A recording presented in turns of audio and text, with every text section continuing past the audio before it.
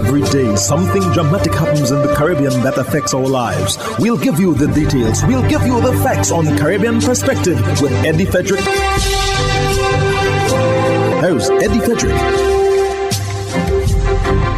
So glad you can join us. U.S. Homeland Security Unit to help Trinidad and Tobago. This story takes the lead in today's edition of Caribbean Perspective for Friday 13th May 2022. Details when we return.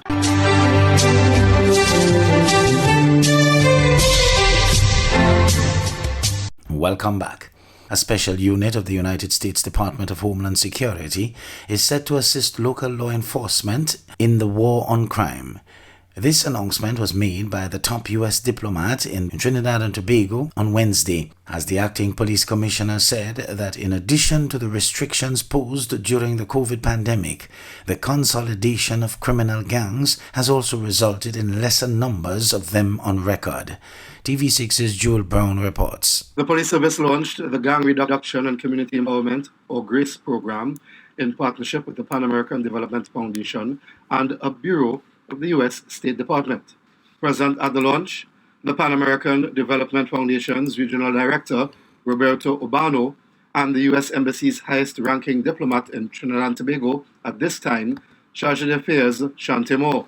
The United States government, through the Department of State's Bureau of International Narcotics and Law Enforcement Affairs, or INL as its acronym, has committed $1.5 million to implement this important project, which will be delivered here over the next 18 months from May until November 2023, as Mr. Obando mentioned.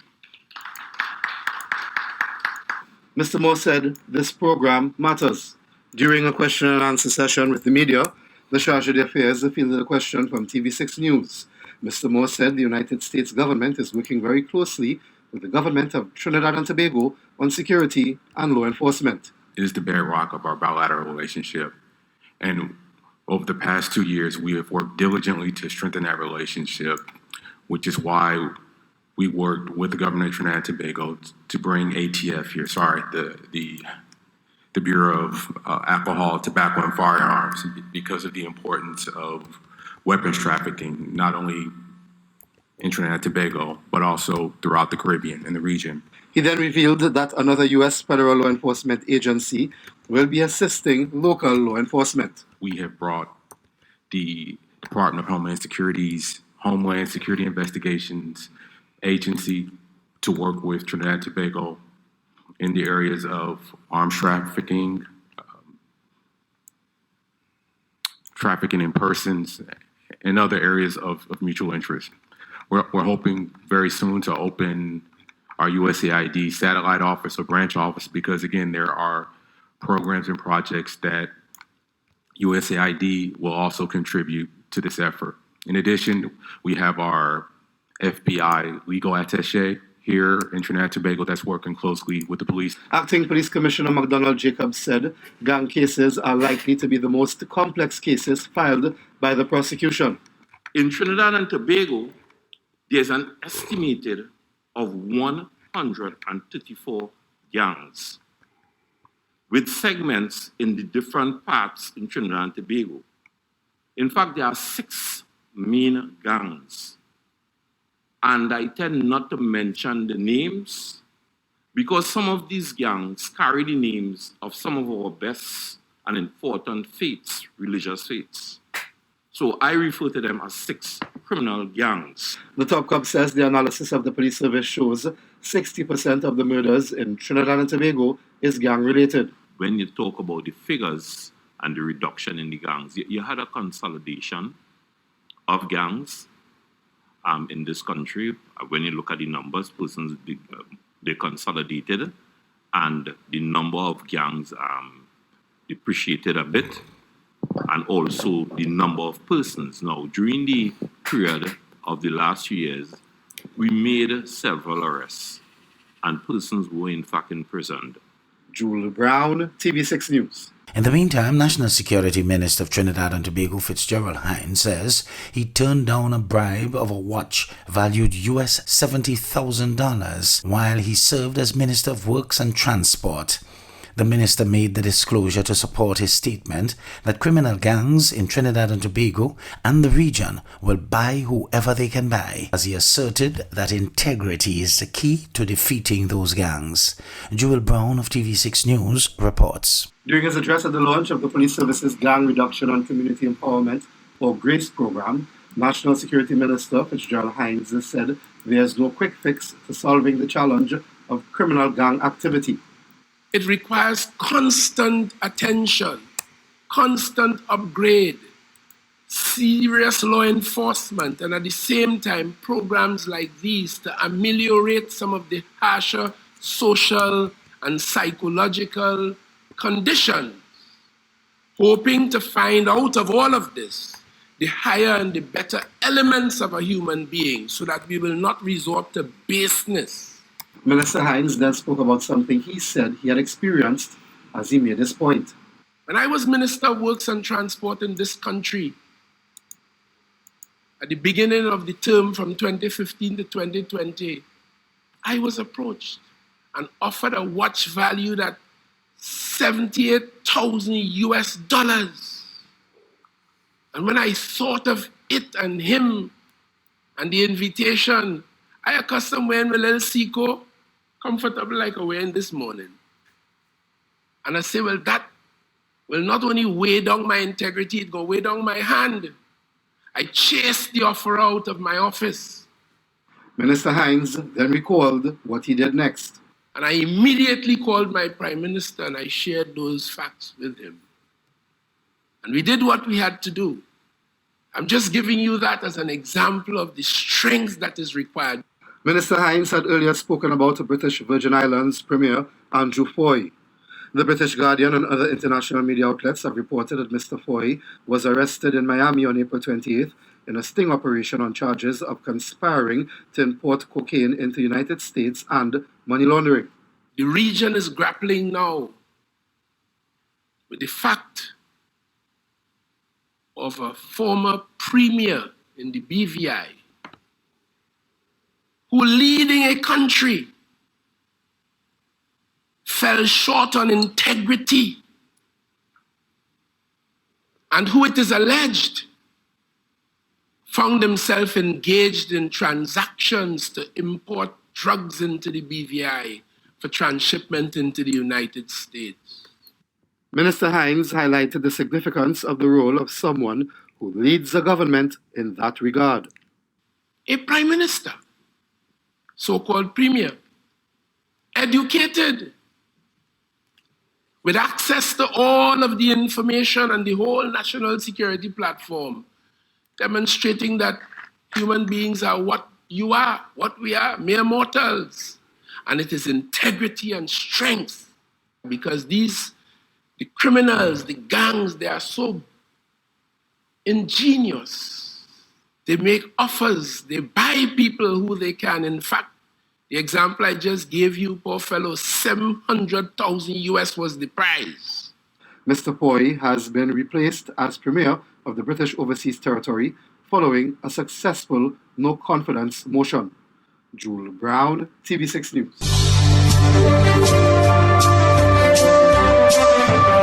You're listening to Caribbean Perspective with Eddie Frederick.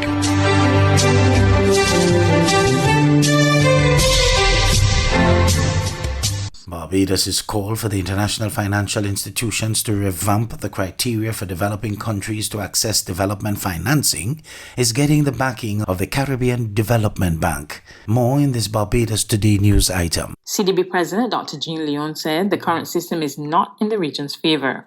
Prime Minister Mia Mottley has been calling for a change to the concessional financing rules employed by the development finance institutions. Irrespective of how good you've improved, how much better you've improved, the things that prevent us from growing have not changed. The constant repetition of being hit by natural disasters have not changed.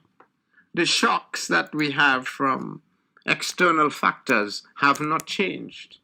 Our structural issues, whether it be of size, and let's take TCI, the breadth of countries that have to each have social services at a cost that is astronomical relative to the number of people has not changed. But yet, because you have made a little progress, then you become penalized for having made that progress by not having access to finance. And so we have now sought to, and we are in the process of advocating on this, that we need to think about this differently.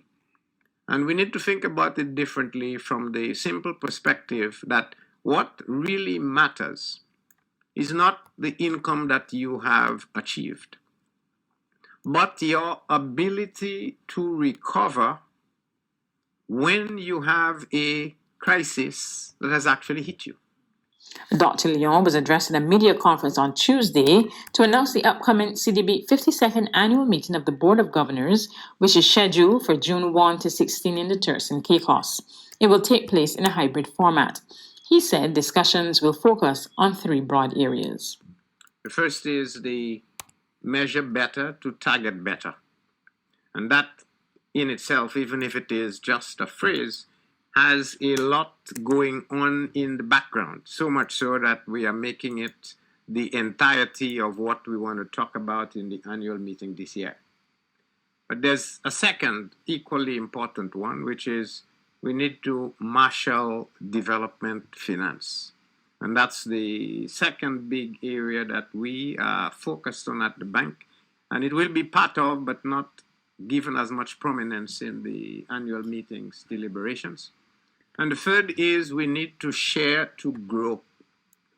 And that's almost like turning the cat around. We tend to think if we hold, we will grow, but the truth is we need to give to grow. And it's that sharing that will make a difference. An incident of sexual assault at one of the bathrooms of the University of the West Indies Mona campus. In a statement to students, UWI said the incident happened on May 5, about 2 p.m. at the restroom near the Annex and Senate buildings. The university said the incident was immediately reported to the police and a team was deployed to the campus to investigate. Vice President-elect of Services and Special Projects at the UWI Guild, Javante Webster, said the Guild was officially informed about the matter.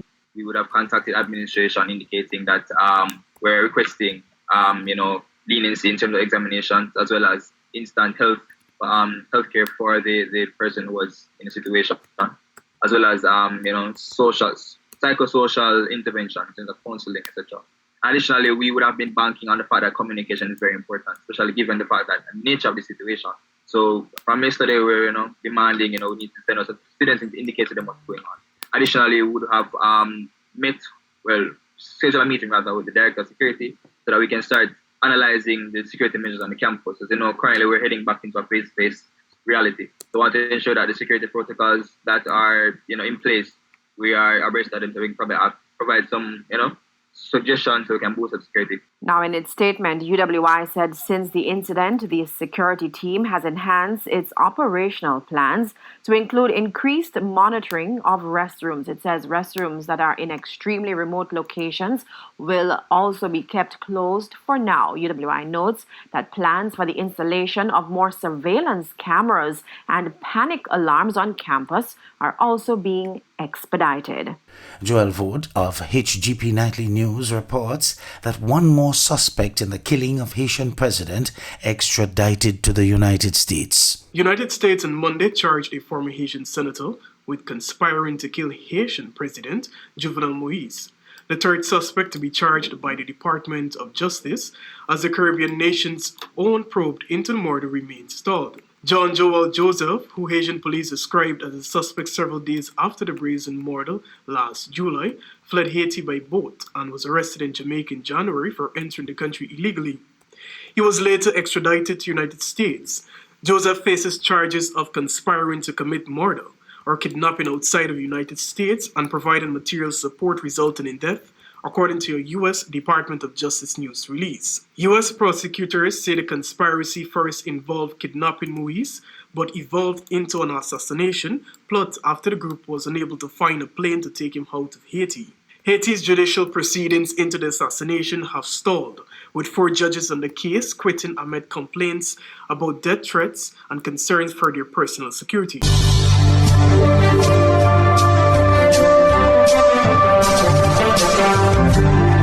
I'm Eddie Frederick, wishing you a restful weekend. This has been Caribbean Perspective, a whole new approach to highlighting developments in the Caribbean. In the meantime, please continue to log on to CaribbeanPerspective.com for more daily news and more.